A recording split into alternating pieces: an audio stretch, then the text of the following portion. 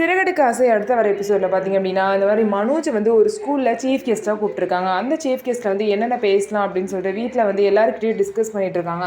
அப்போதைக்கு பார்த்தீங்க அப்படின்னா முத்து வந்து மனோஜா இவன் போய் என்ன பேச போகிறான், எப்படி பணத்தை எடுத்துகிட்டு ஓடுறது அப்படிங்கிறத பற்றி தான் பேசுவான்னு சொல்லிட்டு கிண்டலாக சொல்கிறாரு. இதுக்கு ரோகிணி வந்து எப்போ பார்த்தாலும் அந்த விஷயத்தையும் மனோஜ் வந்து சொல்லிட்டு இருக்காதீங்க முத்து, படிக்காதவங்களுக்குலாம் இதை பற்றி என்ன தெரிய போகுது, அவர் ஸ்கூலில் சீஃப் கெஸ்ட்டாக கூப்பிட்டுருக்காங்க, இதெல்லாம் எவ்வளோ பெரிய விஷயம் தெரியுமான்னு ரோகிணி வந்து பேசுகிறாங்க.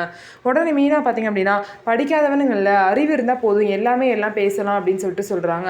உடனே முத்துவை எல்லாமே பேசி காட்ட சொல்கிறாங்க. முத்துவே பார்த்தீங்கன்னா ஒரு நிமிஷம் பேசினாலும் ரொம்பவே நல்லா பேசிட்டு போயிடுவார்.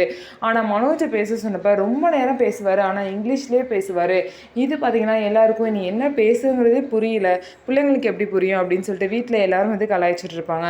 கீழே அது மட்டும் இல்லாமல் மனோஜ் பேசுகிறத கேட்டுட்டு நாயெல்லாம் வந்து பழச்சிட்ருக்கோம். இதனால வீட்டில் எல்லாருமே சிரிச்சிட்டு இருப்பாங்க. ஸோ கண்டிப்பாக மனோஜ் பேச போகிற ஸ்கூல் பார்த்தீங்க அப்படின்னா கண்டிப்பாக கிறிஷ் படிக்கிற ஸ்கூலாக தான் இருக்க போகுது. அதனால எல்லாருமே அந்த ஃபங்க்ஷனுக்கு போனால் கண்டிப்பாக கிறிஷை வந்து முத்துவோ மீனாவோ யாரோ ஒருத்தவங்க பார்த்துருவாங்க.